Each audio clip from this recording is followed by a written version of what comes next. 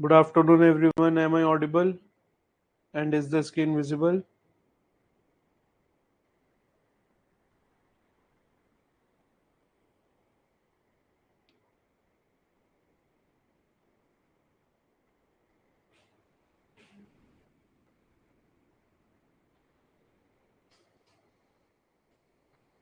Okay, we have 2 more minutes to go. I'll start at 12:30. Today we'll discuss public sphere case studies. Meanwhile, note down these keywords.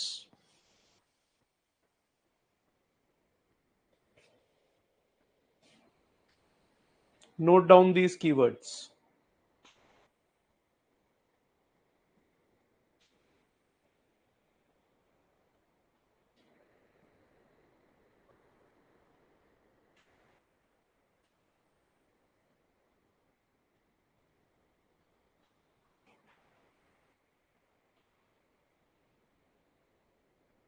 Note करो गौरव. हर चीज को plate पे सर्व करने की आदत मत डालो. एस्पायरिंग ब्यूरोक्रेट हो, लिख सकते हो. नोट करो.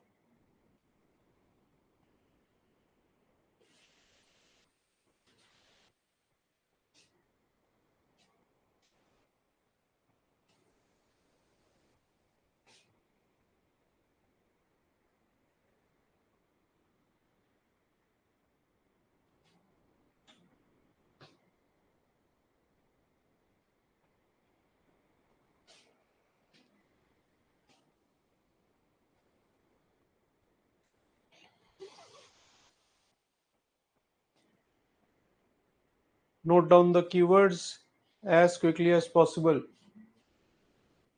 सेल्फलेस एक्शन, निष्काम कर्म. पर्सनल कॉन्सिक्वेंस की कोई भी अगर केस स्टडी आएगी, वी विल यूज निष्काम कर्म. ठीक है. That I will take action by being selfless. I will not worry about personal consequences कि मेरे लिए सही होगा एक्शन या नहीं. I will not worry about my own personal consequences. Selfless action लूंगा. पब्लिक इंटरेस्ट को फुलफिल करेगा. पब्लिक सर्वेंट है क्योंकि कंफ्लिक्ट ऑफ इंटरेस्ट नहीं होने देगा. नोलान के 7 प्रिंसिपल जो मैंने बताए थे, selflessness, openness, objectivity, honesty, accountability, integrity and leadership. Those 7 keywords can be written. Then foundational values, I am sure you must have studied n number of keywords in foundational values chapter. In my batch, I have taught somewhere around 30 to 35 various foundational values. आपने जहां से भी पढ़ा है, I am sure you would have foundational values at your disposal. Kant as a thinker we will use in context of duty because it is a public case study. So there is a duty of public servant, and if the public servant is not doing his duty, then there is dereliction of duty on part of the public servant. Virtue ethics can be used in public sphere case study because virtues की बात हो रही है, character की बात हो रही है. मैं चाहता हूं मेरी जो सिविल सर्विसेज है वो कैरेक्टर ड्रिवन, वैल्यू ड्रिवन हो. Virtue ethics we have studied in context of Aristotle, Saint Aquinas, and also in context of Sikhism. Sikhism के virtues अलग हैं. दान, दया, संतोष, निर्वैर, सेवा. और यहाँ पे virtues हैं justice, prudence, temperance and fortitude. तो वो 4 keywords और आ गए यहाँ पे. यहाँ 7 keywords आ गए थे, ये 4 keywords इसमें आ गए, तो 11 keywords और हो गए. Constitutional values, constitutional morality. You can quote constitutional values in the conclusion part of public sphere case study. ठीक है. पब्लिक स्फेयर केस स्टडी के कंक्लूजन में आप कॉन्स्टिट्यूशनल वैल्यूज लिख सकते हैं. प्रियम्बल, कॉन्स्टिट्यूशनल मोरालिटी लिख सकते हैं. 9th is knower doer split, Swami Dayanand Saraswati का. कॉन्शियंस, क्राइसिस ऑफ कॉन्शियंस, सीधा सिलेबस से आया. Utilitarianism, altruism. एल्ट्रुइज्म के ब्रैकेट में मैंने लिखा है लोकहित, that is principle as explained in Gita. Loyalty is a value that is tested in public sphere case studies. Loyalty बताओ मुझे चैट बॉक्स में किसकी तरफ होनी चाहिए. Those who have not studied ethics from me, tell me. जिन्होंने पढ़ा है वो नहीं बताएंगे. जिसने नहीं पढ़ा है मेरे से एथिक्स होता हो, किसके प्रति लॉयल्टी होनी चाहिए तुम्हारी. You are a public servant. Loyalty किसके प्रति होनी चाहिए? Public interest, right? So loyalty should be towards the public interest, public welfare. Then at the second comes the department, organization of which you are a part, and then lastly आते हो तुम खुद. And there as well there should not be any conflict of interest. ठीक है, even if I am serving my own good, कोई conflict of interest नहीं होना चाहिए. पब्लिक इंटरेस्ट को मुझे हाईएस्ट ऑर्डर पे, पेडेस्टल पे रखना है. धर्म is not just the religious dharma, it is in context of moral duty and righteousness of action. कि मैं ड्यूटी कर रहा हूं या नहीं कर रहा, और राइटियसनेस है या नहीं. ड्यूटी भी सिर्फ ये नहीं है कि मैं एसपी हूं, मेरी ड्यूटी है लॉ एंड ऑर्डर को बचाना, लॉ एंड ऑर्डर को अपहोल्ड करना, तो मैं गोली चला रहा हूं मॉब पे. No, your duty should be done keeping in mind the morals as well. So duty की जगह यहां लिख लो मॉरल ड्यूटी. धर्म में मॉरल ड्यूटी लिख लो, ड्यूटी मत लिखो सिर्फ moral duty. I am not only doing my duty as per the rules but also as per the morals. फिर devotion to duty, awaken moral consciousness एक बढ़िया वर्ड है जो लिख सकते हो, सॉल्यूशन में लिख सकते हो, कोर्स ऑफ एक्शन में लिख सकते हो, या कंक्लूजन में लिख सकते हो, that there is requirement to awaken the moral consciousness of the society या डिपार्टमेंट या प्राइवेट बॉडी जो भी है. फिर कुछ रिलीजन से मैंने कीवर्ड्स दिए. इस्लामिक एथिक्स में मैंने पढ़ा है कि intention and action go hand in hand. सिर्फ इंटेंशन प्योर है, एक्शन ऐसा है जो गॉड ने प्रिस्क्राइब नहीं करा है, if I am doing that action तो भी नेगेटिव है. मेरी इंटेंशन खराब है बट एक्शन ऐसा है जो बढ़िया था इन इटसेल्फ, और मैंने वो कर दिया विद बैड इंटेंशन, तब भी गलत है. So both should go hand in hand. You have to do a good action and with good intention. Sufi में oneness of being can be used in any public sphere case study wherein there is issue of mob. Like last year there was case study on Naxalism या terrorism पे case study आई थी. मैं oneness of being का concept societal case studies में दे सकता हूँ. Honest earning, honest living, that civil servant should be driven by honest earning and honest living and not by the vices, not by greed, desire, etc. Jainism में त्रिरत्न का concept देखो कैसे लग रहा है कि if you have the right faith, that is your intention is pure, your thoughts are pure. If you have the right knowledge, that is you know about the provisions of RTI act, whistle blower act, et cetera et cetera, and then your conduct can be right, that is you are exposing the corruption. तो public sphere case study में मैं त्रिरत्न ऐसे integrate कर सकता हूँ. स्यादवाद, of course I am sure you know, अनेकांतवाद, स्यादवाद, रिलेटिव प्लूरलिज्म, इसमें पर्सपेक्टिव्स आप कंसिडर कर रहे हो वेरियस स्टेक होल्डर्स के. So it can be used in any types of case study, not just in public sphere, कहीं और भी लिख सकते हो. कम्मा, जब भी डीमेरिट्स लिख रहे हो राइट अकुशल कम. ठीक है, any action that is based on hatred, greed, desire, lust, anger etcetera is अकुशल, मतलब not good action, bad action. लेकिन कुशल कम क्या है, जो गुड एक्शन है, that is based in selflessness, that is based in benefits of others, not just myself. So कुशल अकुशल कम can be integrated with merits and demerits. Buddhism is known for peaceful conflict resolution and mindfulness, and conflict resolution की जहां भी case study आए Buddhism use कर लेना. Supererogation is going beyond the call of duty, कि मेरी duty कुछ है, स्कीम के बेनिफिट सर्व करना. Now there is a destitute lady जिसके पास डॉक्यूमेंट्स नहीं है, but I am going beyond my duty to arrange documents for that lady, तो that is supererogation. Categorical imperative, particularly the CI1 and CI2 are very easily usable in the case studies. CI1 says that any law, जो any action जो universal law बन सके वो ethical है. तो अगर मैं एक्शन ऐसा ले रहा हूं जो करप्शन को एक्सपोज नहीं कर रहा, फिर क्या मैं उसको यूनिवर्सल एक्शन बना सकता हूं? क्या मेरे डिपार्टमेंट में चलेगा अगर हर जगह करप्शन हो रही है और कोई उसको एक्सपोज नहीं कर रहा? या treating human as end in itself and not as a means.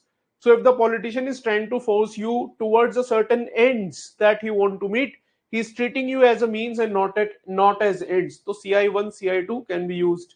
Consequentialism, of course, के result based action होना चाहिए. Ethicality is decided on basis of result. मैं वो use कर सकता हूँ. Now, last is politician. The first case study that we are going to do today is based on a politician. ठीक है, मतलब उसमें पॉलिटिशियन की एंट्री होती है. Now, as soon as there is entry of any politician in case study given by UPSC, मैं जब भी अपने स्टूडेंट्स को बताता हूं, मैं बोलता हूं ये मेरा व्यू नहीं है, तो मुझे मत टांग देना, मुझे मेरे बारे में कहीं मत लिखना कि मुदित जैन ने ऐसा बोला है कि पॉलिटिशियन ये करते हैं। ये यूपीएससी की थिंकिंग है। अगर पकड़ना है तो यूपीएससी डीओपीटी को पकड़ो, ये उनकी थिंकिंग है। यूपीएससी की कोई भी केस स्टडी देख लो उठा के जिसमें पॉलिटिशियन की एंट्री होती है, you will observe that in the first case study these are the keywords that come into play, that is nexus, political neutrality का violation, favoritism, nepotism and corruption. ठीक है, so these are 25 plus Nolan में 6 थे, virtue ethics में there are a number of other keywords, so overall 30-35 keywords हैं on your screen. At max in any particular year there will be 3 public sphere case studies. 4 आ गई, हो सकता है 5 आ जाए या 6 आ जाए, 6 की 6 public sphere हो गई. In every case study I have already told you that you have to use max 3 to 4 such keywords. Integrity, accountability, transparency are not keywords for me, and I hope they'll not be keywords for you guys as well now that you have studied here. So I have provided you 25 keywords which can be used in 6 case studies. Across the case studies, अगर सारी case study public sphere की आ गई तब भी मेरे पास enough keywords है कि मैं हर case study में unique keywords लिख पाऊं. ठीक है, ये लिस्ट कैसे हेल्प करेगी? We had seen it in the previous class itself कि मुझे एथिकल इश्यूज आइडेंटिफाई करने में अब टाइम नहीं लगेगा. राइट स्मार्ट का कोर्स है, बट डॉक्टर शिविन सही बोले थे उस दिन के थिंक स्मार्ट होना चाहिए. अब हमने आपको थिंकिंग के लिए 25 पॉइंट्स ऑलरेडी दे दिए, आपको सोचना ही नहीं पड़ेगा.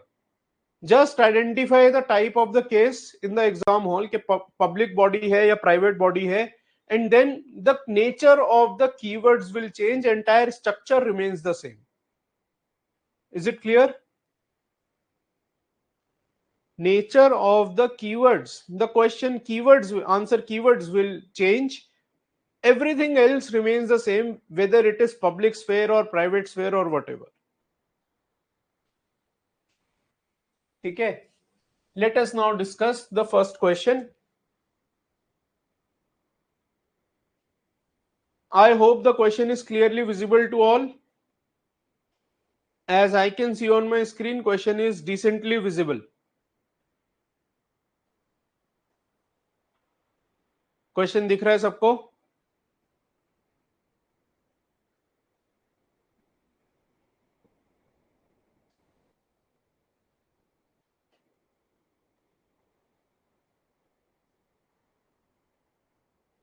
ठीक है, मैंने स्टेक होल्डर्स और इश्यूज ऑलरेडी आइडेंटिफाई करे हुए. What you guys have to do is, मैं नंबरिंग कर रहा हूं and then line wise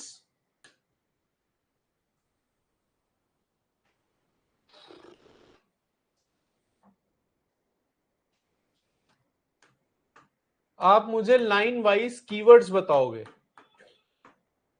identify issues वो तो मैंने कर ही रखे हैं. अब हर इशू के साथ कौन सा कीवर्ड प्ले में आ रहा है, which keyword is coming into play, coming into action with respective lines, वो बताओ. कौन से कीवर्ड के साथ, कौन से इशू के साथ, किस लाइन में कौन सा कीवर्ड सिलेबस से या जो 25 कीवर्ड्स मैंने बताए उनमें से कौन सा कीवर्ड प्ले में आ रहा है. Tell me that. So you are a municipal commissioner of a large city having the reputation of a very honest and upright officer. This is the first line. Can you tell me any keyword that comes into play here? Don't jump the gun. We are still on the very first line. Awareness of responsibility. Please note this keyword as well. I had missed this keyword. Awareness of responsibility is a moral attitude given by Dietrich von Hildebrand. ये नाम important नहीं है. Moral attitude, by the way, is part of your syllabus. Moral and political attitudes. Moral attitude के thinker का नाम है Dietrich von Hildebrand. उसने 5 moral attitudes दिए हैं, उनमें से एक है awareness of responsibility. तो मैंने मॉड्यूल में बताया that whenever you are a public servant, you are in position of power, in position of authority. As soon as you are in a position of authority, you have responsibility as well, and then you have to be aware of those responsibilities. ठीक है, तो मेरा पहली line में ही ये stake holder जो है you municipal commissioner, तो उसकी एक रिस्पॉन्सिबिलिटी भी है.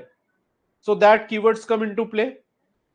अब कैसे देखोगे? और having reputation of a very honest and upright officer. Now I have marked it in red because going forward in the case, this will become an issue for me. कि मैं ऑनेस्ट हूं, मैं अपराइट हूं, अब मेरे ऊपर तमाम तरीके का प्रेशर आ गया. The onus is on me to continue to be honest and upright. Yes और no? Now the onus is on me to continue to be honest and upright, क्योंकि यहां दिया हुआ है कि मेरी रेपुटेशन है ऑनेस्ट एंड अपराइट ऑफिसर होने की. ठीक है, सो if I break this thing, if I act against my humanness, स्वभाव के अगेंस्ट अगर मैं होता हूं तो क्या हो जाएगा? Right, crisis of conscience. मैं तुमको कीवर्ड्स लिंक करना सिखा रहा हूं. सो क्राइसिस ऑफ कॉन्शियंस हो जाएगा, या फिर नोअर डूअर स्प्लिट हो जाएगा. So if I go against my nature of being honest and upright, तो क्राइसिस ऑफ कॉन्शियंस या नोअर डूअर स्प्लिट हो जाएगा. ठीक है, ये कीवर्ड यहां आ सकता है. अब ये काम कितनी देर में करना है तुम लोगों को? These 20 lines you have to read in 1 minute. While you are reading these 20 lines, you have to identify the stakeholders, the issues, and the keywords associated with them, so that plain और generic answer ना लिख कर आओ. ये 1 minute के अंदर अंदर करना है सब. वो आदत डल जानी चाहिए. ठीक है. A huge multi-purpose mall is under construction in your city, in which a large number of daily wage earners are employed. ऐसा इसमें कोई इशू नहीं है. ठीक है भाई, मॉल बन रहा है, सिटी में मॉल बन रहा है, डेली वेज अर्नर्स हैं, वो एम्प्लॉयड हैं. One night during monsoon a big chunk of roof collapsed, causing instant death of 4 laborers including 2 minors. Roof collapsed, causing instant death of 4 laborers including 2 minors. Sanctity of life, very good. और breach of law by employing minors, very good Raman. तो मैंने sanctity of life पढ़ा है तुम्हें Bible के case में. Sanctity of life violet हो रही है, and rules, laws, rules, regulations violate हो रहे हैं. कि माइनर कैसे आए थे वहां पे? Please don't assume in this case that these minors must be the children of those who are working there. I understand, ये हो सकता है कि जो लेबरर्स काम कर रहे थे, डेली वेज अर्नर, उनके बच्चे हो सकते हैं वो. लेकिन फॉर, अब यहां पे ये मेरी डिस्क्रिप्शन है कि मैं उसको कैसे रीड कर रहा हूं. मैं कह रहा हूं चाइल्ड लेबर हो रहा है वहां पे. So death of 4 labourers including 2 miners, तो मैं बोल रहा हूं चाइल्ड लेबर एक्ट का वायलेशन हो रहा है. One important learning here, as we'll also discuss in day after tomorrow's class, wherever you get opportunity to write any act in case study, please don't lose out on that opportunity. तो child labour act लिख सकते हो यहां पे. ठीक है, constitution वगैरह का कुछ वैल्यूज, प्रिंसिपल्स लिख सकते हो जैसे चाइल्ड लेबर का मैटर आया. And if you see, there is also mention of POSH act here. तो मैं पॉश एक्ट के भी कुछ प्रिंसिपल्स वगैरह अपने आंसर में कहीं ना कहीं लिखूंगा. ठीक है. Many more were seriously injured, requiring immediate medical attention. The mishap resulted in big hue and cry, forcing the government to institute an inquiry. Your preliminary inquiry has revealed series of anomalies. बताओ इसमें क्या keyword आएगा? Because there are series of anomalies, what is the keyword that comes into play here?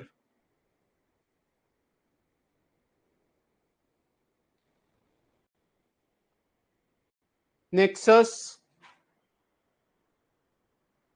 Duty, किसी ने अपनी duty ठीक से नहीं करी या नेक्सस इन्वॉल्व था, प्रोफेशनल कॉम्पिटेंस नहीं थी, होलिस्टिक कॉम्पिटेंस नहीं थी, commerce without morality, seven sense good, collusion था, तो मैं लिख सकता हूं देयर वाज नेक्सस। चांस, अब मेरे, मैं लिखूं या ना लिखूं आंसर में, मेरे दिमाग में आ जाना चाहिए कि भाई नेक्सस है, करप्शन के चांस है। सो रीड करते हुए ही I am also keeping this in mind, back of my mind, कि करप्शन में मैंने जो जो पढ़ा था मैं वो यूज कर सकता हूं, या मैंने कुछ नेक्सस से रिलेटेड कहीं पढ़ा था, I can use that in this case study.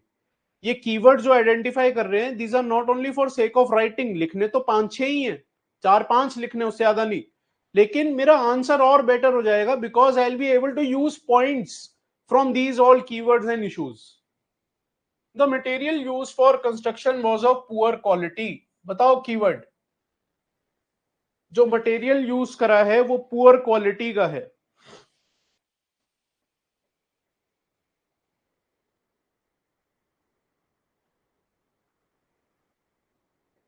Miss utilisation of public funds, very good, syllabus का सीधा सीधा पॉइंट है।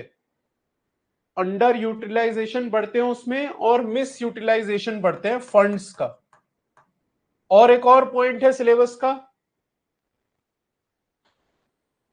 सिलेबस का एक और पॉइंट है, करप्शन तो मैंने लिख ही दिया है ऊपर, ये मिस यूटिलाइजेशन ऑफ फंड्स हो गया। One more point directly from the syllabus, ठीक है, breach of public trust, doctrine of appropriateness, वो भी आ जाएगा। Poor quality of public service, very good Ayan, quality of public service सीधा सीधा सिलेबस का पार्ट है, मैंने उससे लिंक कर दिया इसे, ठीक है। Despite the approved building plans permitting only one basement and additional basement has been constructed. बताओ क्या एथिकल इशू है या कीवर्ड है इसमें?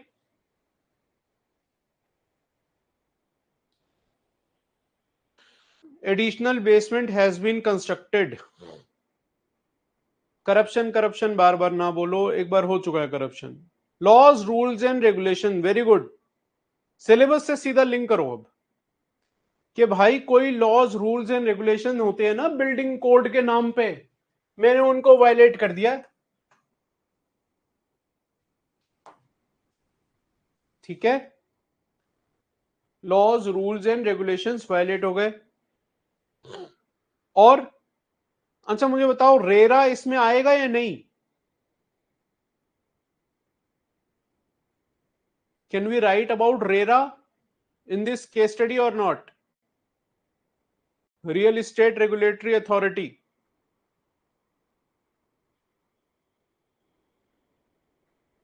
कुछ लोग हाँ बोल रहे हैं, कुछ लोग ना बोल रहे हैं, रीजन बताओ मुझे चैट में, tell me the reason in the chat box. RERA आएगा या नहीं आएगा? Does RERA applies to mall और नॉट?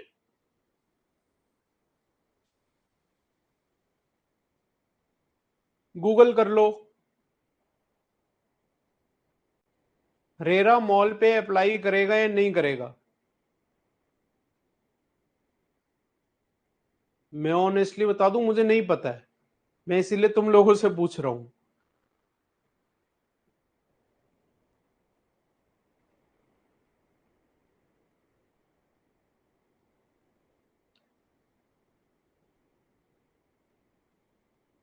लक्ष्य ने लिखा है real estate includes mall, Ashish ने लिखा है mall is not included, Rajeev ने लिखा है यस एप्लीकेबल, कमर्शियल स्पेस पे एप्लीकेबल है, रेजिडेंशियल एंड कमर्शियल। अब मेरे ख्याल से गूगल करके बोल रहे हो सब।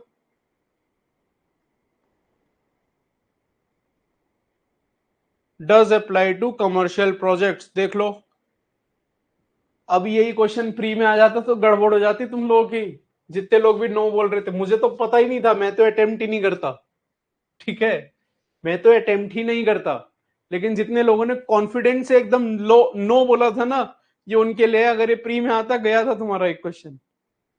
सो मैंने ये केस स्टडी क्यों ली है? Because construction sector is one of the favourite topics of UPSC. पता नहीं क्यों, for some odd reason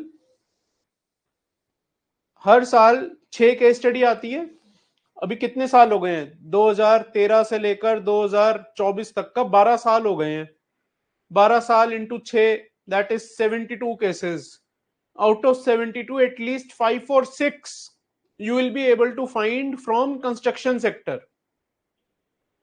Out of 72, at least 5 or 6 very easily you will be able to find from construction sector. Bridge, mall, अलग अलग पूछ चुके हैं, residential building पूछ चुके हैं UPSC.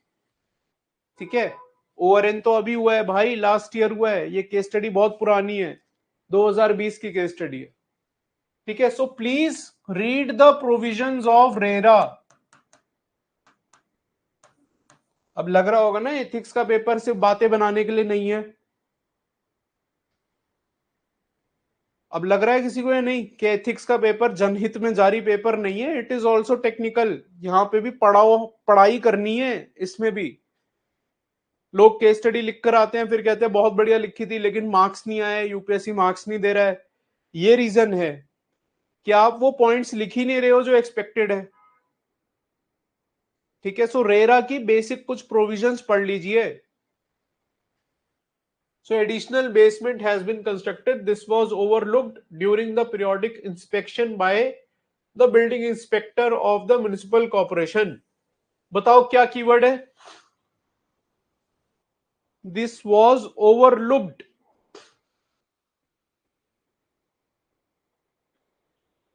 During the periodic inspection. Dereliction of duty. Very good. I am very happy. आज keyword दिया और आप लोग अप्लाई कर रहे हो। Dereliction of duty on part of the building inspector of municipal corporation. In your inquiry, you notice that construction of mall was given the green signal despite encroaching on areas earmarked for a green belt. Batao. Tell me the keywords that come into play here.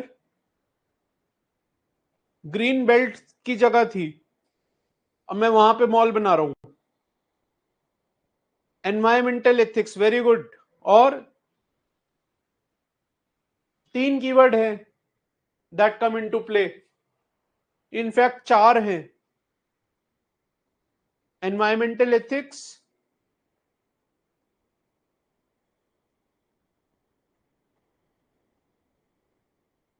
Stewardship, right, trusteeship, development versus environment. ठीक है, जहां पे भी environment का question आया, like there was question related to global warming and climate change in section A last year, कि greed और desire की वजह से ग्लोबल वार्मिंग बढ़ती जा रही है, ये वो। तो कोई भी एनवायरमेंट का क्वेश्चन आए, आंख बंद करके एक कीवर्ड लिख दीजिए, environmental ethics, stewardship, trusteeship, environment versus development and harmony between nature and human. ये बहुत इंपॉर्टेंट है इस साल के लिए।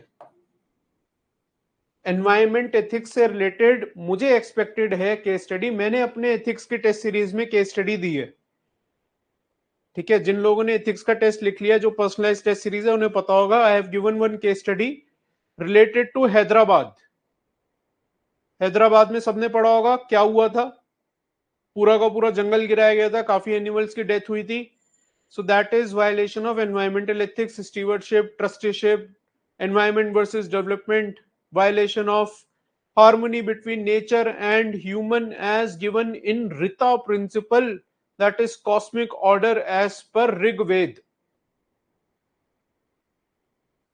ठीक है, तो ये 4-5 कीवर्ड्स हैं जो यहां पर आते हैं एनवायरमेंट में। And a slip road in zonal master plan of the city, the permission to construct the mall was accorded by previous municipal commissioner who is not only your senior and well known to you professionally but also a good friend। क्या कर रहा है UPSC यहां पे तुम्हारे साथ, बताओ? What is UPSC trying to do by mention this thing? कि जिसने परमिशन दी है वो केवल तुम्हारा सीनियर नहीं है, तुम्हारा अच्छा दोस्त भी है. Conflict of interest, very good. Personal versus professional relation, Nandika, very good.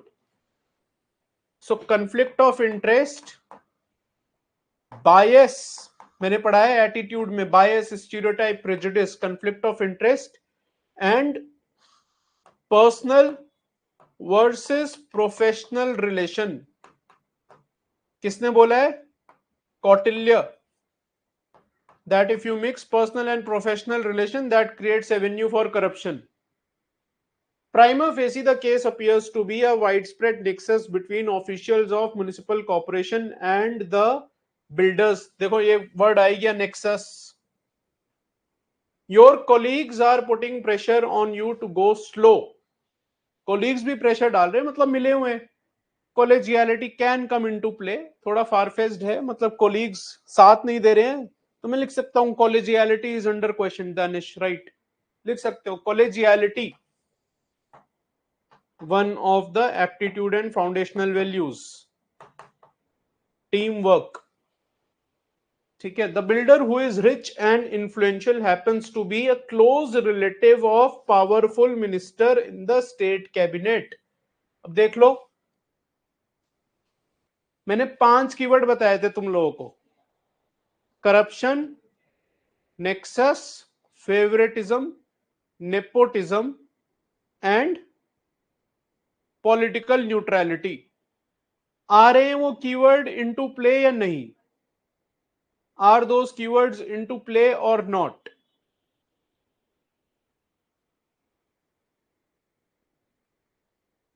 लिख दिए एक लाइन बस कि भैया उसका रिलेटिव है. अब कर लो, वो अपने आप भी रिच है, इन्फ्लुएंशियल है, और वो एक रिलेटिव है किसका? मिनिस्टर का. स्टेट के कैबिनेट में जो है, कैबिनेट मिनिस्टर का रिलेटिव है. अब कर लो तुम्हें जो करना है. The builder is persuading you to hush up the matter, promising you fortune if you do so. He also hinted that this matter is not resolved at earliest in his favor. Then there is somebody in his office who is waiting to file a case against you under the POSH Act. क्या हो रहा है इन दो line में? What is happening in these two lines? Personal consequences. Very good, Arvind. एक positive personal consequence है, एक negative personal consequence है, बट वन और the same thing. As soon as we see a personal consequence case study, as I taught you in the last class as well, there are some thinkers that come into play. कौन थे वो thinkers?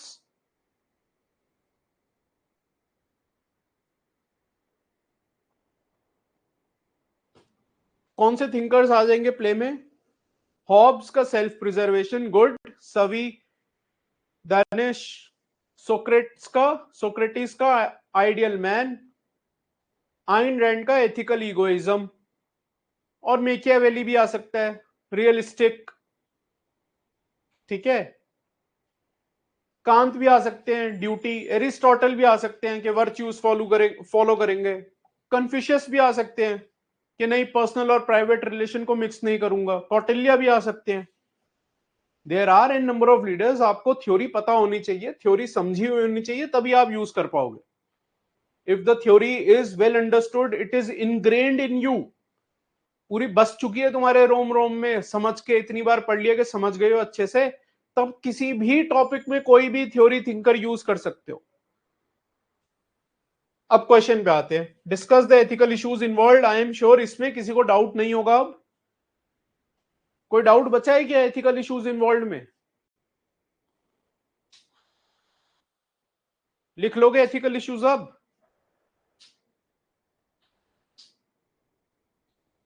I am 100% sure while asking this question के लिख लोगे आराम से.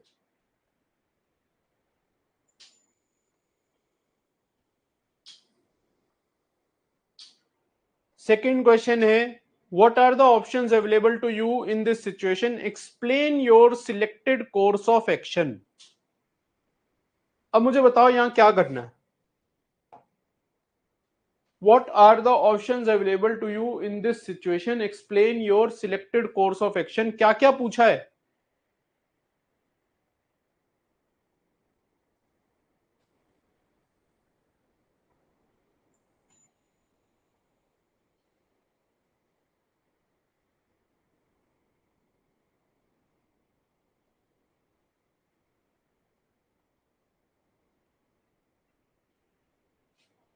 Options available and best course Akshat ने बोला है, पूर्वा ने बोला है options, merit demerit and course of action.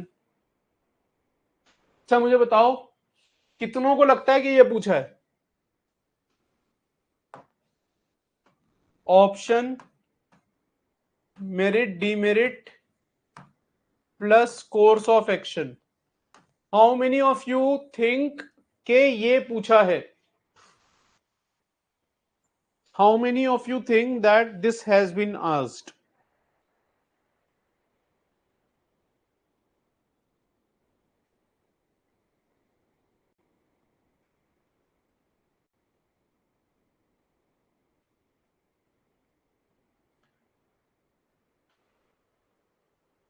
How many of you think, अब मैं क्वेश्चन चेंज कर रहा हूं, अब रुक जाओ आप लोग। How many of you think that merit and demerit are not required in this answer? मुझे लिखो चैट बॉक्स में जिनको ऐसा लगता है that merit and demerit is not required, ये लिखो not required. If you think that merit and demerit are not required in this answer, please write not required.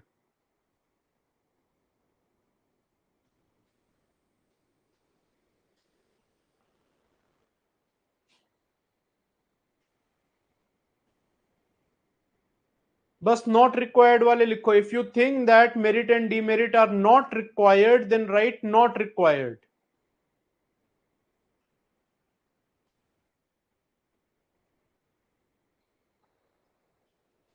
अब मुझे एक कॉमन सेंस की बात बताओ, सिर्फ ऑप्शन पूछने से क्या हो जाएगा? मैं लिख देता हूं 10 ऑप्शन, फिर तो ऑप्शन जैसे ही यूपीएससी ने पूछे, it is mandatory for you to write the merits and demerits, as simple as that. Going forward, there should not be any issue, any dilemma, any concern on this question. Option पूछे, मुझे merit demerit भी देना है, as simple as that. Is it clear? They have asked you the options, you have to provide merit and demerit as well. ठीक है, clear? तो एक part हो गया एथिकल इश्यूज, सेकंड हो गया ऑप्शंस एंड इवेल्युएशन, जिसमें मैं टेबल बना सकता हूं, या जैसे मैंने लास्ट टाइम बताया था वैसे लिख सकते हो, and selected course of action, where in there are 3 ways to write course of action, 1 2 3। या ये हॉरिजॉन्टल डायग्राम बना सकते हो, या ये वर्टिकल वाला डायग्राम बना सकते हो। इट डिपेंड्स कि कैसे लिखना चाहते हो, it depends on the space that you have. Is it clear? Question clear हो गया? अब जो मैंने इतना टाइम लगाया ना, ये पूरा ये तामझाम जो करा है, ये तुमको 1 मिनट के अंदर करना है। चाहे जितनी बड़ी केस स्टडी हो, मैक्स 1.5 मिनट ले लोगे यार, उससे ज्यादा नहीं कर सकते। Max you can have 1.5 minutes 90 seconds, not more than that. कैसे करोगे ये? How is it possible that you can read 20 lines of a case, identify all the stakeholders, dilemmas, and the associated keywords in matter of 1 or 1.5 minutes? It is only possible if you have read the theory well and you have practiced. कोई shortcut नहीं है, मेरे पास कोई जादू की छड़ी नहीं है। हर केस अलग होता है, हर केस के स्टेक होल्डर और कीवर्ड्स अलग होते हैं। ठीक है, मोटा मोटा ब्रॉड लिस्ट मैंने आपको दे दी है, उन्हीं ब्रॉड लिस्ट में से कीवर्ड्स आएंगे। But as you can see on the screen, there are n number of other keywords as well which were not mentioned on the screen. ये अलग कीवर्ड है, I had not mentioned these keywords there, these are unique for this particular case study, these are unique keywords for this case study. ठीक है, तो मुझे case पढ़ते हुए ही identify कर लेना है।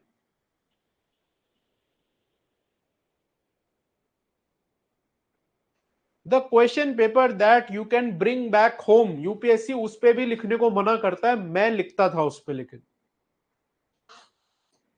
It is not possible to solve case study without scribbling. I will be very honest, मैं पूरा केस पढ़ रहा हूं बिना कहीं अंडरलाइन बिना मार्क करे, मुझे याद ही नहीं हो पाएगा। मैं बार बार, मैं जब क्वेश्चन पलटूंगा फिर मुझे पेज पलट पलट के क्वेश्चन देखना पड़ेगा कि क्या था। बिना स्क्रिबल बिना मार्क बिना लिखे आप केस स्टडी सॉल्व ही नहीं कर सकते। ठीक है, तो बोलने दो इन्विजिलेटर को जो बोलना है, आप उस क्वेश्चन पेपर पे लिखो जो आप घर पे ला सकते हो, राइट ऑन इट, कुछ नहीं होता है।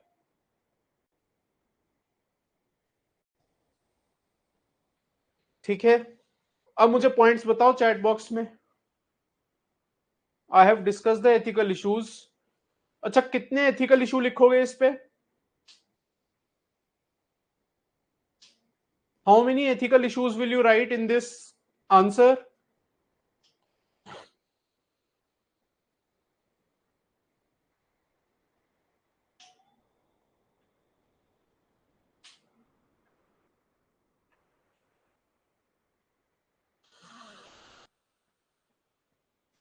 देखो कैसे डिसाइड करना होता है, अब मैं ये स्क्रीन साफ कर रहा हूं। कैसे डिसाइड करना होता है, it is very simple, number of questions पे डिसाइड करोगे। There are 3 questions in a sense. ठीक है, यहां देखते ही क्वेश्चन ऐसे हैं कि मुझे पता चल जाएगा, अब ये मेरे पास 4 पेजेस है, these are the 4 pages I have. Option, merit and demerit will max take 1 page. Options, their merit and demerit generally 1 page में हो जाते हैं। ठीक है, मैक्स टू मैक्स थोड़ा सा इधर उधर जाता है, मैं अपने एक्सपीरियंस से बता रहा हूं, ये इससे ज्यादा नहीं लगता है। अब अगर मैंने डिलेमा सिर्फ इतने लिखे, 5 डिलेमा लिखे, मेरा काम नहीं चलेगा। प्लस यहां पे लिखा है एक word discuss. So ideally what you should do is कि केस इतना बड़ा है that you should occupy 1 entire page, write 6 to 7 dilemmas on 1 page and explain each of them in 2 lines. 6 to 7 dilemmas and explain each of them in couple of lines. तो मेरा एक page dilemma में चला गया, एक page मेरा table में चला गया, थोड़ा यहां गया, और लास्ट मेरा कोर्स ऑफ एक्शन यहां से शुरू होके मैं यहां तक पहुंच जाऊंगा आराम से, और यहां मैं कंक्लूड कर दूंगा। तो कितने डिलेमा लिखने हैं, कितने डिलेमा नहीं लिखने हैं, that depends on the number of pages that you have. और राइट, देखो मेरा यहां खत्म हो गया था क्योंकि मैंने स्टेक होल्डर नहीं लिखे। अभी मैं स्टेक होल्डर भी लिखूंगा तो मैं लास्ट पेज तक एकदम पहुंच जाऊंगा बड़े आराम से। स्टेक होल्डर भी लिखने, राइट। Is it clear? समझ में आ गया कितने डिलेमा लिखने होते हैं, कैसे डिसाइड करना है, कम डिलेमा लिखने हैं या ज्यादा डिलेमा लिखने हैं? That depends on the number of questions that have been asked. Clear? चलो, अब नेक्स्ट क्वेश्चन, नेक्स्ट केस मुझे खुद ब्रेनस्टॉर्म करके बताओ ऐसे ही।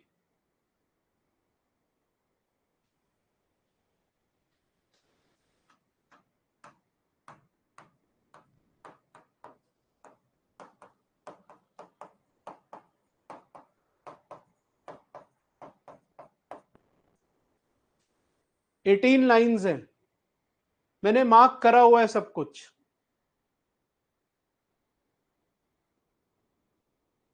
राइट स्मार्ट को थोड़ा राइट स्मार्ट की तरह लो। एक केस स्टडी में पूरा डिटेल में मैंने डिस्कस कर लिया, हर केस स्टडी के ऑप्शन मेरिट पूरा डिस्कस करने की क्लास नहीं है ये।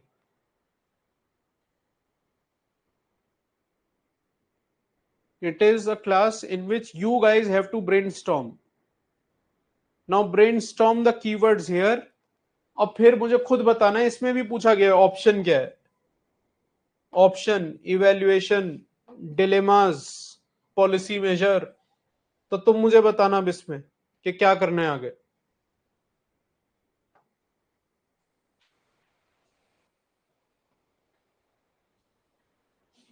Line 1,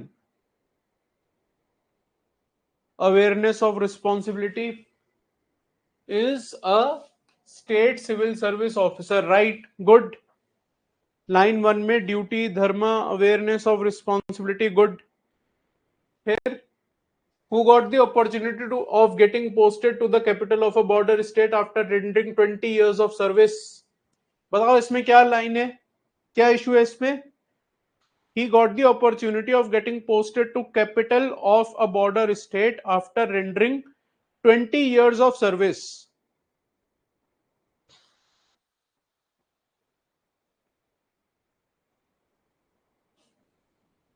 What is the issue here?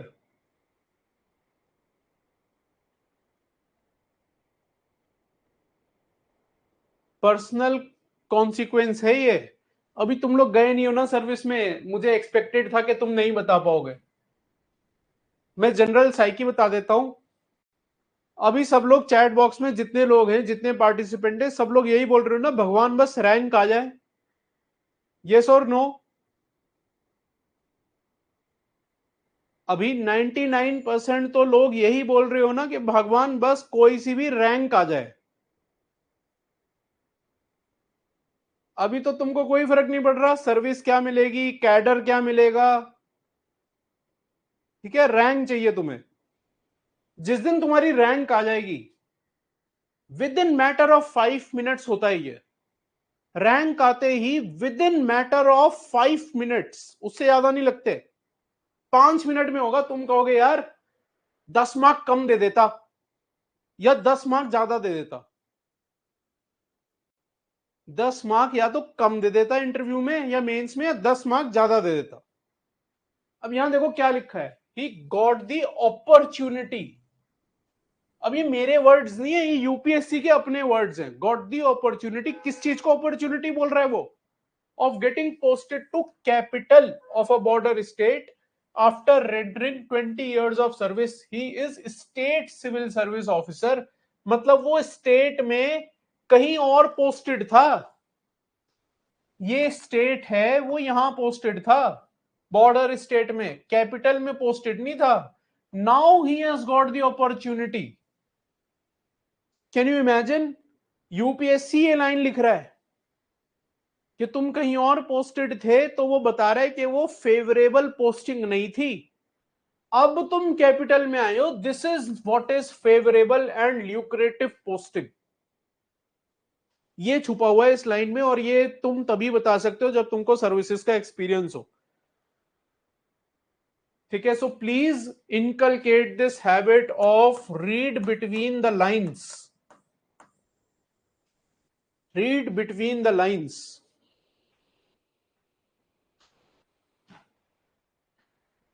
Is it clear? ये बहुत इंपॉर्टेंट है केस स्टडी में. रीड बिटवीन द लाइंस, छुपी हुई बातें पता चलनी चाहिए तुम्हें, तभी आंसर बढ़िया निकलेगा, वरना सुपरफिशियल आंसर लिख कर आओगे. So who got the opportunity of getting posted, ये पर्सनल कॉन्सिक्वेंस है, नथिंग एल्स.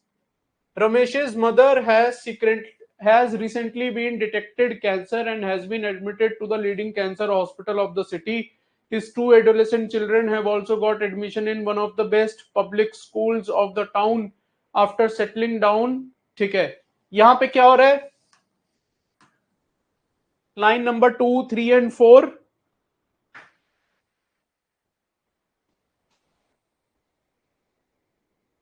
पर्सनल कॉन्सिक्वेंस है बस अरविंद, ये ध्यान में रखना कि पर्सनल कॉन्सिक्वेंसेस के जो कीवर्ड्स हैं वो प्ले में आ जाएंगे. What is the issue in line number 2, 3 and 4? Again, personal consequences, family duty does not matter. सपना सिविल सर्विसेज में है, public interest has to be kept at highest pedestal. Mother बीमार है, ठीक है, वो मेरा पर्सनल मैटर है. My work should not get impacted because of that. ठीक है, at least on the paper. I know realities अलग है, हम एक्शन अलग लेंगे कंप्लीटली लाइफ में, लेकिन at least for the sake of this paper I can not write that I will take this fact into consideration के मदर को कैंसर है. So these are only for the sake of personal consequences. वो सारे thinkers वगैरह आ जाएंगे अब. After settling down in his appointment as director in the Home Department of State, Ramesh got confidential report through intelligence sources that illegal immigrants are infiltrating in the state from neighboring country. बताओ, ये तो आज भी हो रहा है देश में. यूपीएससी ने 2022 में ही पूछ ली है case study, and it is still happening. What is the issue? What is the keyword here?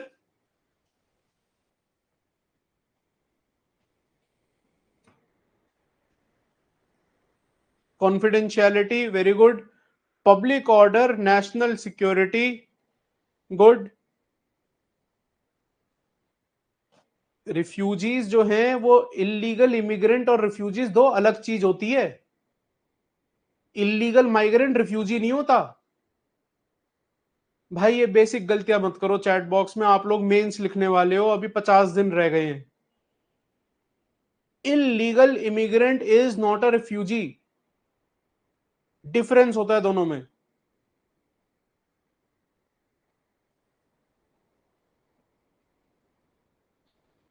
ये सिक्योरिटी से रिलेटेड केस स्टडी है.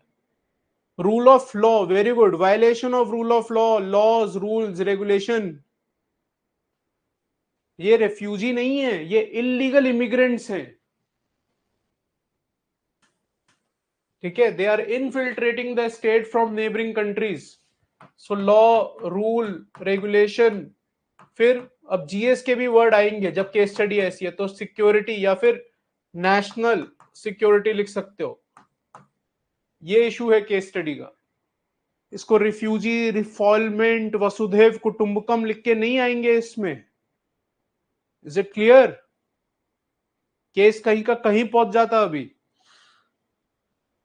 He decided to personally carry out surprise check of the border post along with his home department team. ठीक है, इसमें तो कुछ नहीं है. To his surprise, he caught red-handed two families of 12 members infiltrated with connivance of security personnel at the border post. क्या हो रहा है यहां पे बताओ? Connivance of security personnel at the border post. Corruption, dereliction of duty, nexus, very good Lakshay. Nexus, collusion, corruption, conflict of interest, dereliction of duty, very good. वो सारे keywords इधर आ जाएंगे. मैं ऐसे ही लिख रहा हूं, नेक्सस, करप्शन, डेरिलिक्शन ऑफ ड्यूटी. ठीक है. On further inquiry and investigation, it was found that after the migrants from neighboring country infiltrate, their documentation like Aadhaar card, ration card, voter card are also forged, and they are made to settle down in particular area of the state. ये वही है जो ऊपर line लिखी हुई थी. इसमें भी वही नेक्सस, करप्शन. इसमें कुछ नया नहीं है keyword. Ramesh prepared the detailed and comprehensive report and submitted to the additional secretary. However, he was summoned by the additional home secretary after a week and was instructed to withdraw the report. ठीक है, ये अलग बंदा है. Additional secretary state का था, ये home secretary ने बुलाया उसे, एडिशनल होम सेक्रेटरी ने. These are two different additional secretaries. I hope you guys had observed this. That one is additional secretary of state. इसने उसको सबमिट करी थी through proper channel, home secretary तक गई. एडिशनल होम सेक्रेटरी ने इसको summon करा after a week and instructed to withdraw the report. अब बताओ इसमें क्या हो रहा है? What is the issue here? Hierarchy, very good Parth Singh. कौन है थिंकर हेरारकी का हमारे पास? Pressure from senior, undue pressure, coercion. Last year there was question related to work culture, undue pressure, undue influence and coercion. ये पूछा था UPSC ने. undue influence and coercion in context of work culture. तो मेरे वो दो keywords आ गए PYQ से. थिंकर अरविंद ने लिखा है Confucius. So Confucius has talked about seniority and hierarchy.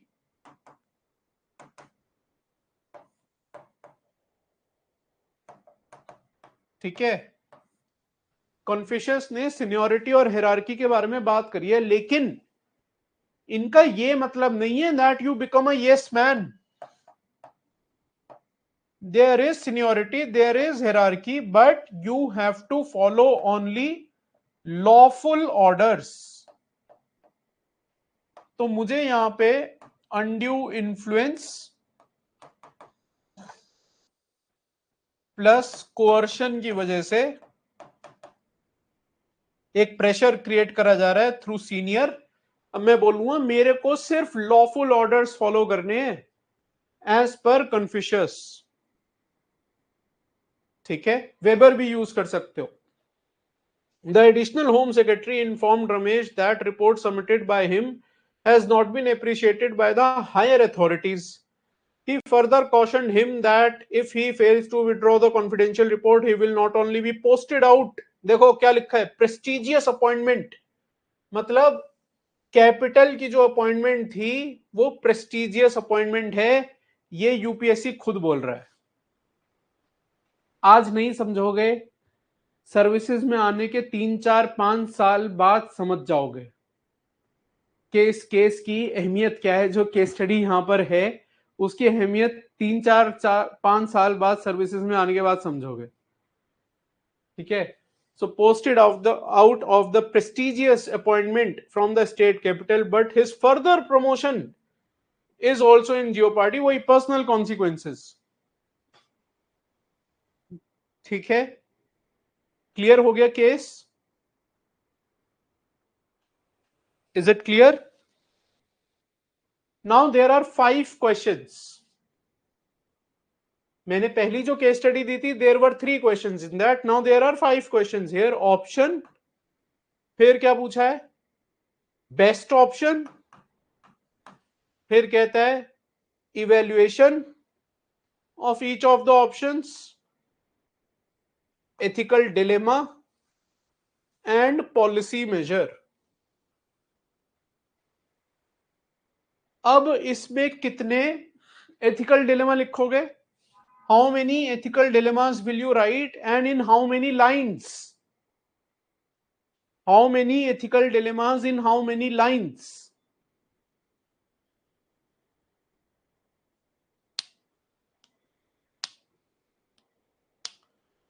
5 dilemmas in 1 line each. That is it. 5 dilemmas in 1 line each. देखो ये 5 अपने आप में पूरे पूरे पार्ट हैं क्वेश्चन के. Question is of 250 marks. There are 5 parts. That means 50 words. ये marks the words, 50 words per part. So if I am writing 5 points, ठीक है, एक एक दो दो लाइन के, एक एक लाइन के मैक्स, या अगर तुम्हारे पॉइंट ऐसे 7 to 8 वर्ड्स के पॉइंट है, you can write more points then. So 50 word से ज्यादा नहीं जाना है मुझे एथिकल डिलेमा पे. क्रोनोलॉजी में ही अटेंड करेंगे. मैंने इसलिए ले लिया पार्ट सी क्योंकि मैंने अभी इश्यूज डिलेमा डिस्कस करे हैं. Any problem with respect to the dilemmas of the case? whether I should uphold my responsibility or go by the seniority and the direction from the top, whether I should worry about my personal interest or the national security interest, whether I should expose the corruption of security personnel or maintain confidentiality. देखो 3 तो मैंने ही बता दिए. whether I should be Socratic ideal man or worry about the personal consequences. मैं ऐसे ऐसे words लिखूंगा इसमें डिलेमा बताने क्योंकि मुझे. तो dilemma is always between 2 issues, 2 choices. तो ये क्वेश्चन फॉर्म में भी डिलेमा लिख सकते हो. तो मैं क्वेश्चन फॉर्म में ही बताया, whether I worry about this or that question mark, whether should I worry about this or that question mark. ठीक है, so I'll write 5 dilemmas. Part C में लिखेगा. अब मुझे ऑप्शंस बताओ. Let us discuss the options as well. मैं screen clear कर रहा हूं. I hope you have noted down the keywords. What are the options available to Ramesh as Director of Home Department of the bordering state? 2 extreme options, 1 middle path. That is it. And you will write max to max 2 merits 2 demerits for each 10 to 12 merit demerits आएंगे total मिला के। अब option बताओ। Not withdraw the report, refuse to withdraw and withdraw, ये तो हो गया।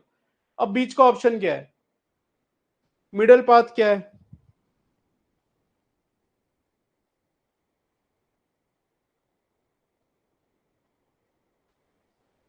What is the middle path? Seek return order from the additional home secretary. बढ़िया है। लक्ष्य रेड मूवी से लाए हो क्या? ये रेड मूवी का जो फर्स्ट पार्ट था उससे लाए हो ये?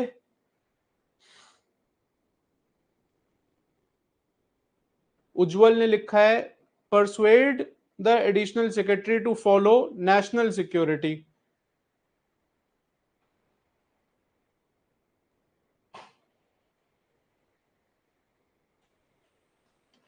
मैं तुमको बता दूं रिटर्न ऑर्डर तो कतई नहीं मिलेगा, ठीक है?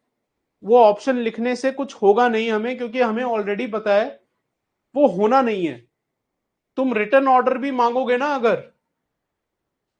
अगर तुम रिफ्यूज कर रहे हो, you will be thrown out of the place, you will not be able to expose the corruption। Things जैसी चल रही है वैसी चलती रहेंगी, नेशनल इशू जो चल रहा है वो चलता रहेगा। अगर तुम रिटर्न ऑर्डर मांगते हो तब भी वही होना है, you will still be thrown out. तुम्हारा रातों रात ट्रांसफर हो जाएगा, तुम्हारे से कोई पूछेगा भी नहीं, तुम्हारे पास ट्रांसफर ऑर्डर आ जाएगा, you will not be able to expose the case. Middle path ऐसा होना चाहिए जिससे मेरा केस एक्सपोज हो जाए किसी तरह से, सांप भी मर जाए और लाठी भी ना टूटे। अब बताओ मिडिल पाथ क्या होना चाहिए? Persuade if not listen, whistle blow Y lawful means, ठीक है? एंड प्लीज ऑल्सो रिमेंबर, ये भी पूछा है which option should Ramesh adopt and why. अब और कॉम्प्लेक्स हो गया क्वेश्चन। ऋतिक ये तो कतई नहीं करोगे। ऋतिक ने लिखा है लीक रिपोर्ट टू मीडिया। अनुभव ने भी लिखा है मीडिया। सुखमन प्रीत ने भी लिखा है media. Please never bring media into a case study until and unless it has been mentioned as a explicit stakeholder by UPSC. I repeat, मैं हिंदी में बता रहा हूं दोबारा, अगर यूपीएससी ने स्टेक होल्डर लिखा है मीडिया को, मैं तभी अपने आंसर में मीडिया लाऊंगा, वरना मीडिया से कोसों दूर रहोगे तुम लोग। You are aspiring bureaucrats. Answer लिखने से पहले सोचो। तुम्हारे ऊपर कंडक्ट रूल लगते हैं जब तुम सर्विस में आते हो। कंडक्ट रूल 8 पढ़ लेना। You cannot give any bite to the media until and unless authorised. तो तुम मीडिया को नहीं बुलाओगे, यहां पे स्टेट सिविल सर्विस ऑफिसर हो भाई।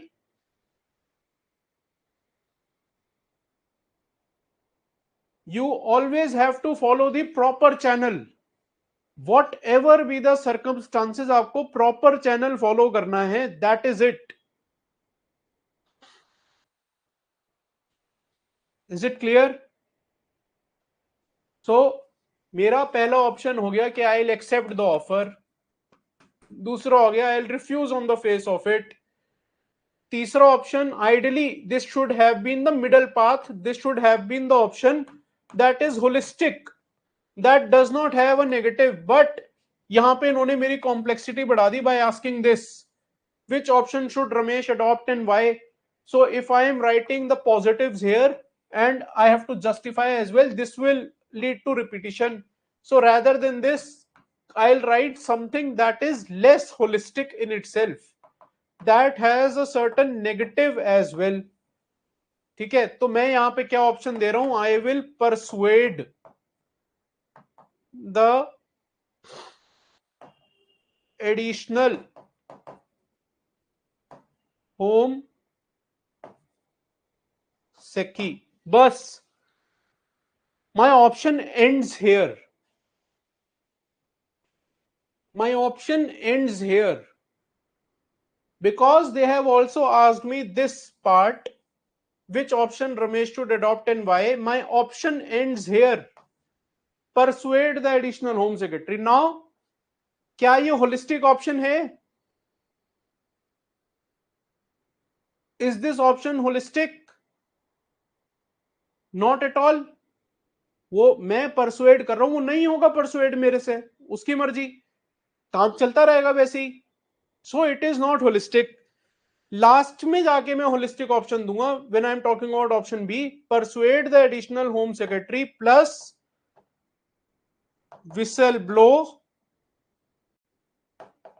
Through proper channel. मतलब क्या प्रॉपर चैनल है यहां? ये बंदा है ना जिसने मना कराया मुझे, इसको तो कोई प्रॉब्लम नहीं थी, इसने मना कराया एडिशनल होम सेक्रेटरी. इसके ऊपर कौन है? एडिशनल होम सेक्रेटरी के ऊपर कौन होगा?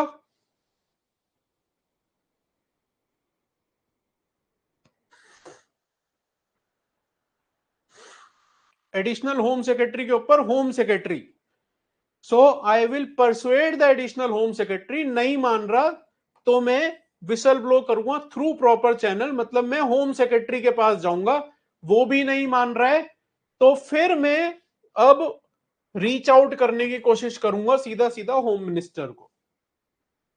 आई will take minister into consideration.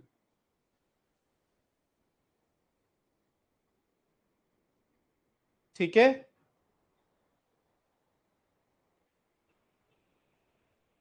अब जब यहां लिख रहे हो एचएम, तब पीएमओ भी स्लैश लगा के लिख दो.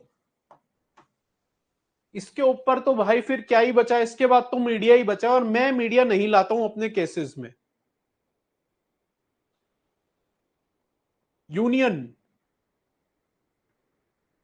ठीक है, मैं अपने केसेस में मीडिया नहीं लाता था सेपरेटली. जब तक केस स्टडी में मीडिया ना लिखा हो, मैं मीडिया नहीं लाता था. Is it clear? अब बाकी तुम लोगों के ऊपर है, तुम क्या लिखना चाहते हो. मैं जो करता था मैंने तुम्हें बता दिया. मैं मीडिया नहीं लाता था एक्सप्लिसिटली. अगर केस में लिखा है मीडिया तो मैं मीडिया लाऊंगा, वरना मैं इसको यहां पे एंड कर दूंगा कि मैंने हाईएस्ट चैनल तक रिपोर्ट करा.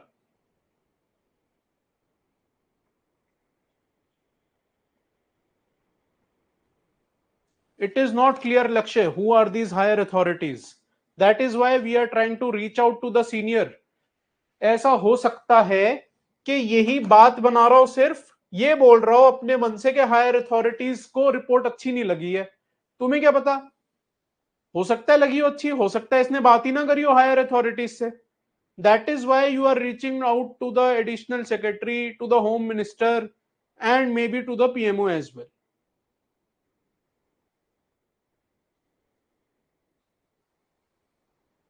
क्यों नहीं पॉसिबल है अनुभव? स्टेट सिविल सर्वेंट को, होम मिनिस्टर को रीच करने को एक आम आदमी भी कर सकता है.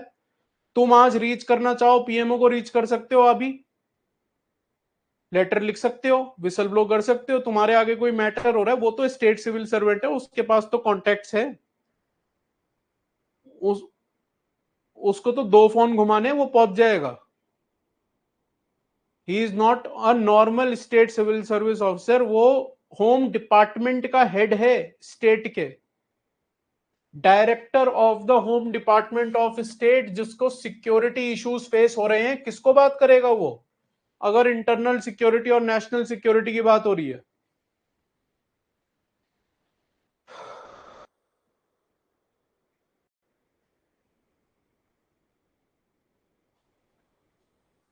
ठीक है, ऑप्शंस क्लियर हो गए. Merit demerit I am sure you will be able to write which is the best option. मैंने आपको बता दिया है. एथिकल डिलेमास डिस्कस हो गए हैं. Now the last part. What policy measures would you suggest to combat the menace of infiltration of illegal migrants from the neighboring country? I want you guys to tell me the points with respect to this part of the question. Policy measures. How many points will you write, and what is the makeup of these points?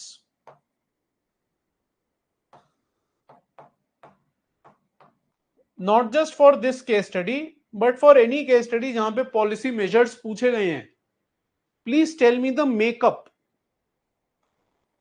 ये देखो अरविंद अरविंद कह रहा है GS3 का question है।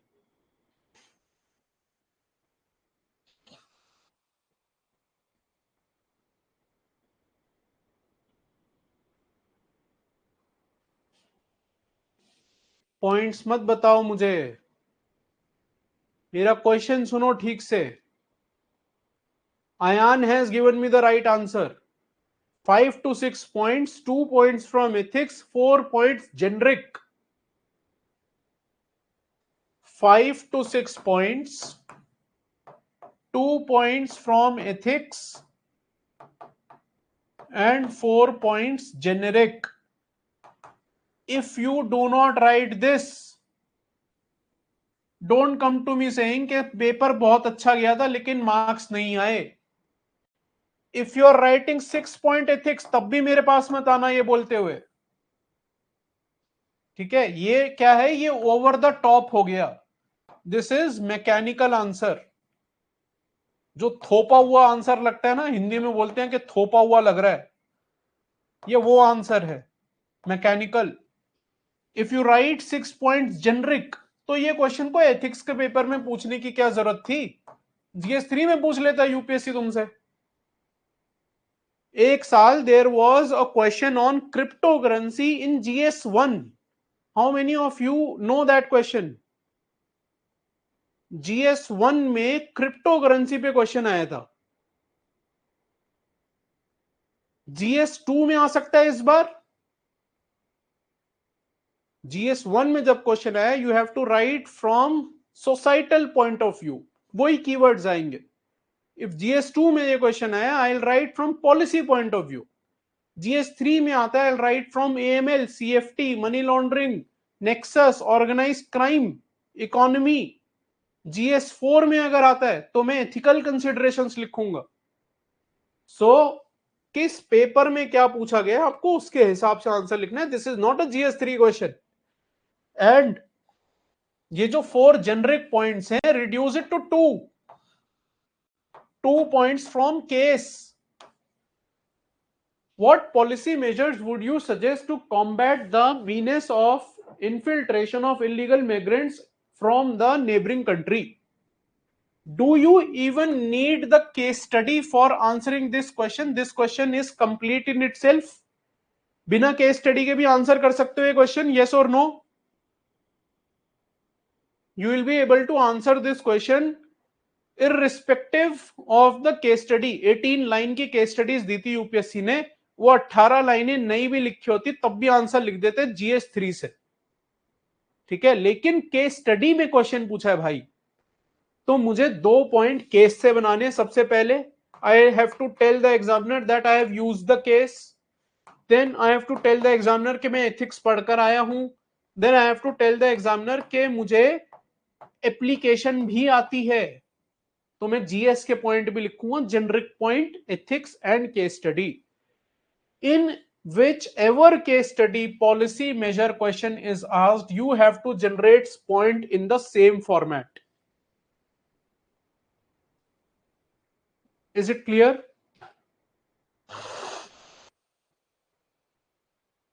ये सब approach यहां पे मत लगाना, ये एथिक्स का पेपर है, बहुत डिफरेंट है, ये इसमें नहीं लगेंगी कोई अप्रोचेस। जो मैं पॉइंटर्स आपको बता रहा हूं, बस stick to that, limit yourself to that.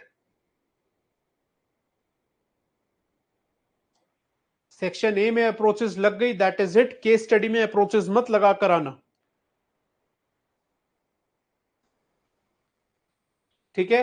अब 2 पॉइंट केस से बताओ। तो what policy measures would you suggest to combat the menace of infiltration of illegal immigrants या migrants from the neighboring country? Tell me 2 points from the case study. 2 points from the case study. Also keep in mind that you have to write 2 points from ethics. देखो ऋतिक, मैंने case study का point पूछा, तुम ethics का point मुझे case study में ही बता दिए। अब एथिक्स में क्या लिखोगे उसके बाद?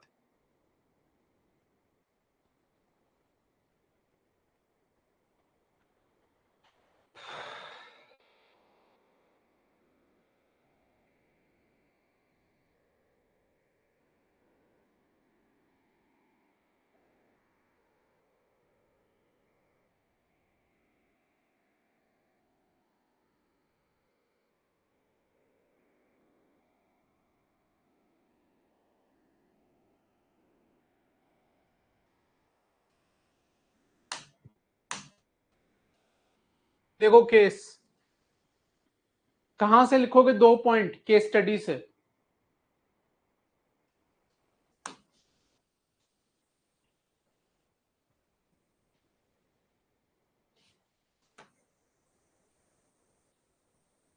ये 2 पॉइंट्स लिख सकते हो, येस और नो।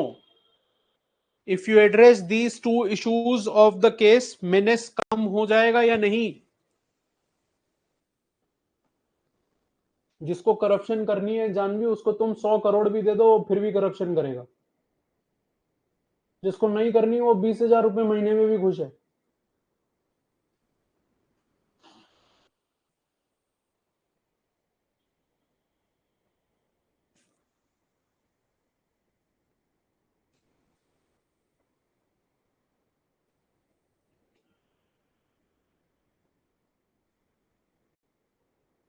ये 2 पॉइंट से हो जाएगा मेरा आंसर। अब 2 पॉइंट्स एथिक्स के बताओ। Accountability of border personal, very good.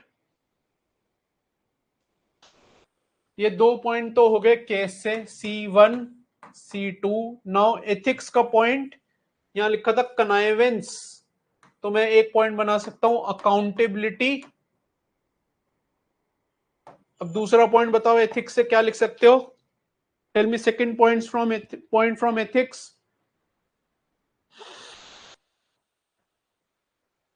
Active citizenship from locals, very good, Raman. Raman has used active citizenship that I had taught in human values grid. Human values grid में 35 human values है, ठीक है, और उनमें से मैंने कुछ values mark करी थी, उसमें एक वैल्यू थी एक्टिव सिटीजनशिप। वो यूज कर रहा है कि मैं पब्लिक वॉचडॉग क्रिएट कर रहा हूं, जन भागीदारी से ही मैं प्रिवेंट कर रहा हूं the menace of illegal migration. Very good. Active citizenship, community policing, community involvement,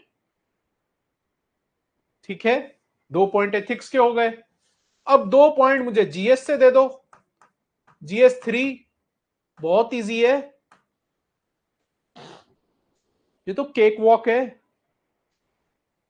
fencing करनी है, वाइब्रेंट विलेज प्रोग्राम करना है, एटसेट्रा एटसेट्रा, बड़े आराम से हो जाएगा ये।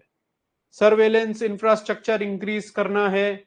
Now if you have not drawn any diagram so far, या और पॉइंट दिमाग में आ रहे हैं, अब फाइनली दिमाग चला है, सब पूरा केस खत्म हो जाने के बाद फाइनली अब दिमाग चला है, क्योंकि GS3 पढ़ा था, अब लो हैंगिंग फ्रूट लग रहा है। Draw this diagram. यहां लिखो अदर मेजर्स, 1 2 3 4 5, एक एक वर्ड में ड्रॉ कर दो ये।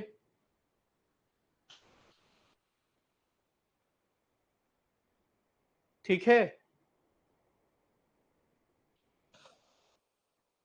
Is it clear? समझ में आ गया केस स्टडी का फंडा?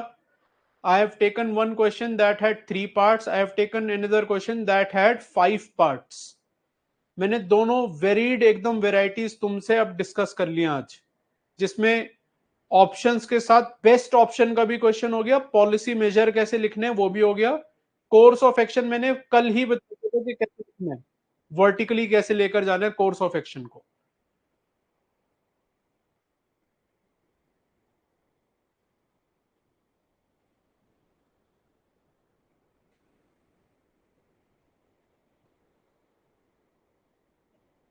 ये डाउट मुझसे मत पूछो सपना, ये टीम को कॉल करो, सपोर्ट टीम को कॉल करो, वो एक्सप्लेन करेंगे।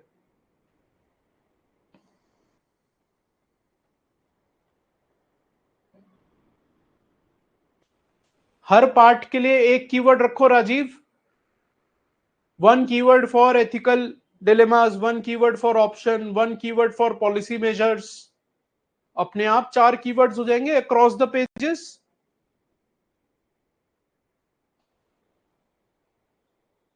ठीक है,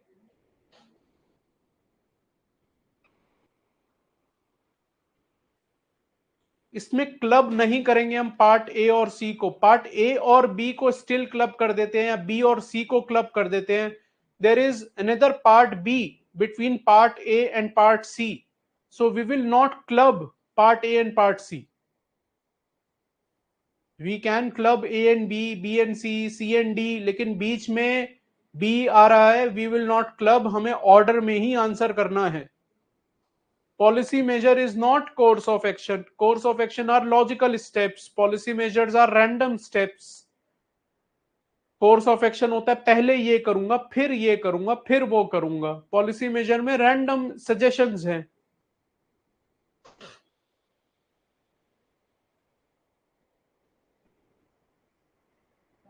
आशीष, अगर उस समय स्टेक होल्डर को मेंशन करते हुए लिख पा रहे हो ethical issue, then well and good. If you are able to integrate stakeholders while writing the ethical issues, तब बहुत बढ़िया आंसर बनेगा. बट टाइम क्रंच होता है, वो हो नहीं पाता है. मैं टेस्ट सीरीज के अभी मॉडल आंसर बना रहा था, एथिक्स टेस्ट सीरीज का, मुझसे नहीं हो पा रहा था क्योंकि मैं भी चाह रहा था कि मैं उसी टाइम में लिखूं आंसर. वो नहीं हो पाता है, बहुत मुश्किल है. लेकिन अगर कर पा रहे हो तो उससे बेटर कुछ नहीं है.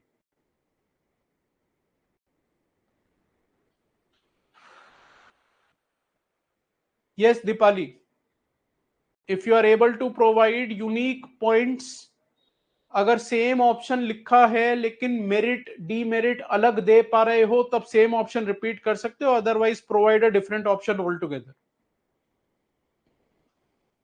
Suggestions with reasons. Policy measure बस लिखा है, 50 वर्ड लिखने हैं, रीजन कहां से लिखोगे? 5 पॉइंट में खत्म हो जाएगा वो 50 वर्ड में.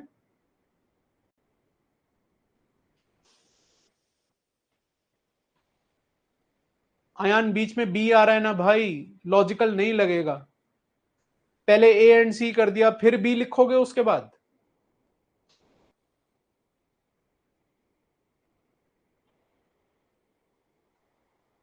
नहीं Manu, not possible to prepare course of action in advance. वो केस टू केस डिपेंड होता है. केस को यूज करके आंसर बनाना है.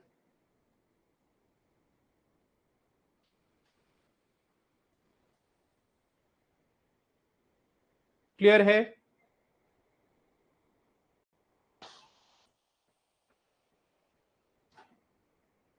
I have discuss 2 case studies in depth. अब कोई डाउट है तो पूछो. अब तक जो हुआ है उसमें अगर कोई डाउट है तो पूछो. कल की क्लास में या परसों जो भी क्लास है, अब लास्ट क्लास जो बची है, we will discuss applied case studies and law based case study.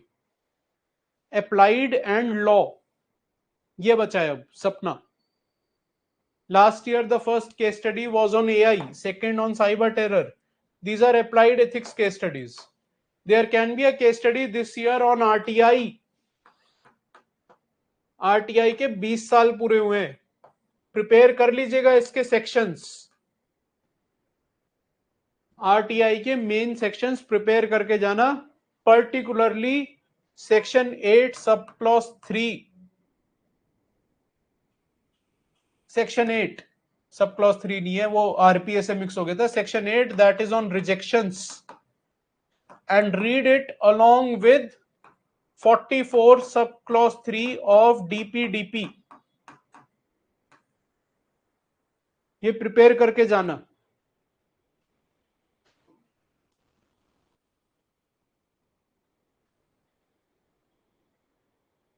Section 8 and DPDP का 44 सब क्लॉज 3 मेंस के लिए पढ़ के जाइएगा.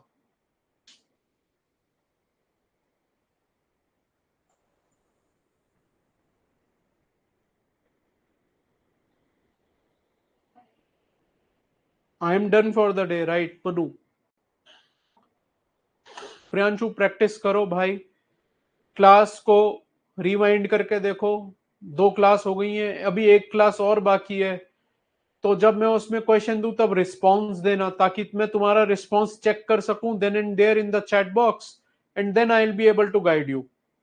अब तुम मुझे अगर अभी ब्लेटेंटली ऐसे बोलोगे मिडल पाथ नहीं आ रहा तुम्हें और कोर्स ऑफ एक्शन में, अभी कोई हेल्प नहीं कर सकता.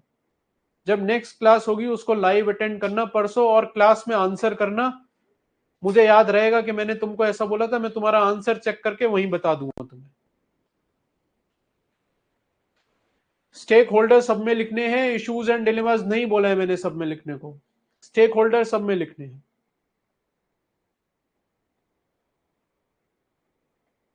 बेस्ट ऑप्शन पूछा है तो बेस्ट ऑप्शन देना है।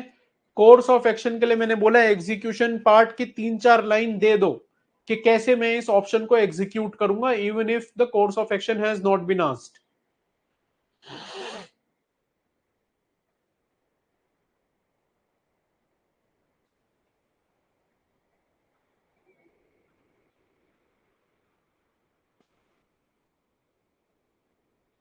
आ सकता है डिजिटल अरेस्ट भी, राइट।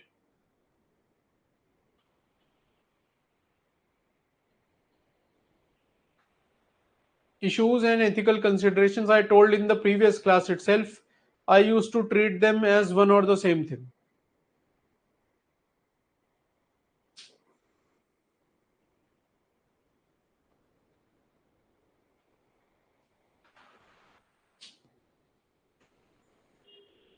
हर केस स्टडी में यूज नहीं करेंगे लक्ष्य, क्रोनोलॉजिकल डायग्राम रिपीटेटिव हो जाएगा, एसेंस खत्म हो जाएगा उसका। अति किसी भी चीज की नहीं करनी है। Chronological diagram, the steps diagram that I told for course of action can be used max in 2 case studies, not more than that. क्या फायदा फिर? Vijay Lakshmi, you can write in decision chart format. If you have something in your mind, try to practice it. कर सकते हो, मैंने कभी नहीं करा है कोर्स ऑफ एक्शन को डिसीजन चार्ट से। तुम्हारे माइंड में अगर कुछ है, ट्राई इट ऑन पेपर, कर सकती हो।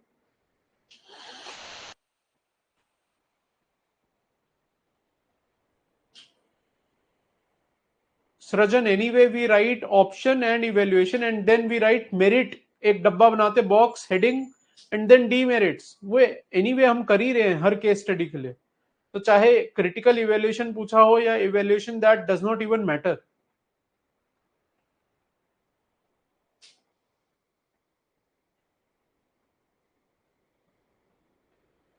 नेक्सिलिज्म पे केस स्टडी थी सपना, सिंपल केस स्टडी थी वो। मॉब के ऊपर केस स्टडी थी, that was basically mob control, nothing else.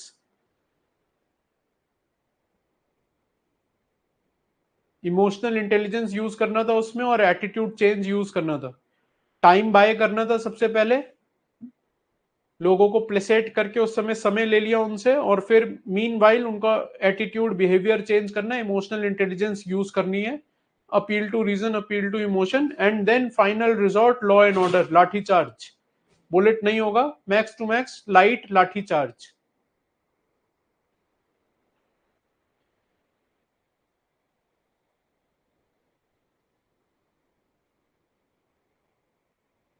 Yes Ayan.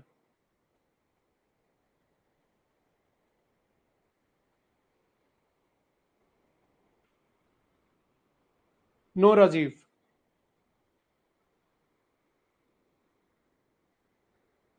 Yes, Anurag, conclusion is mandatory in every case study. Does not matter 2, 3, 4 parts. कुछ मैटर नहीं करता।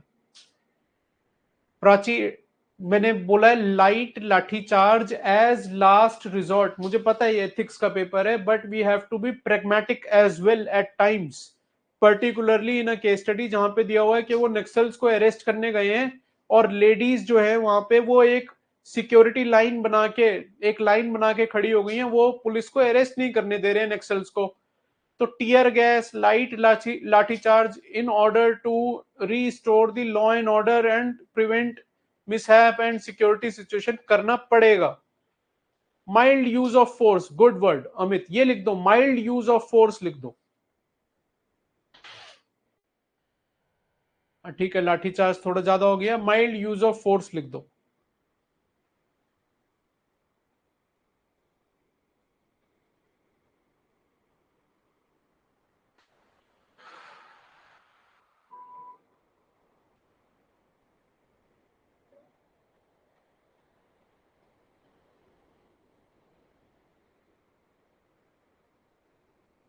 अमन, right smart is about PYQs. Crowd control की कोई case study नहीं है UPSC के PYQ में। It is not about laws, ये लॉज की क्लास नहीं है।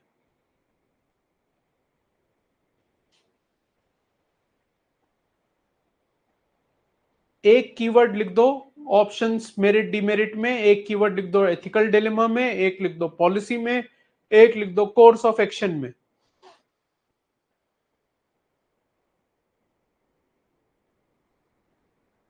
प्रैक्टिस करो नितेश, मेरे पास कोई शॉर्टकट नहीं है, जितनी प्रैक्टिस करोगे उतना जल्दी केस कर पाओगे।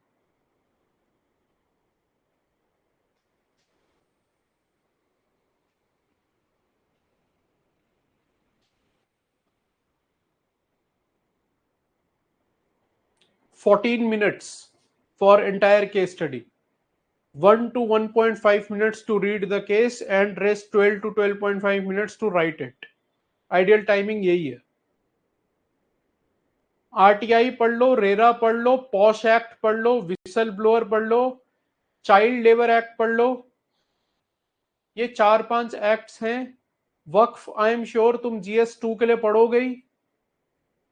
कम्युनलिज्म से रिलेटेड केस स्टडी आ सकती है मुर्शिदाबाद में जो हुआ था in wake of the Waqf act, तो वक्फ का थोड़ा सा पढ़ लो।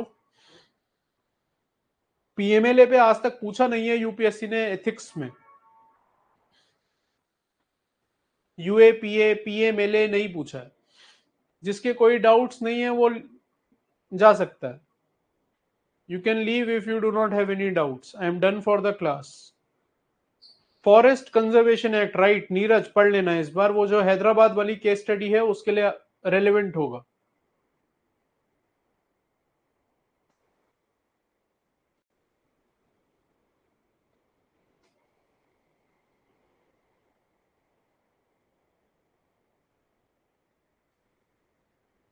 ठीक है, चलो, I will see you guys day after tomorrow with our last class of ethics right smart, and then we will have 3 classes for essay write smart as well. Thank you, take care, I'll see you guys day after tomorrow.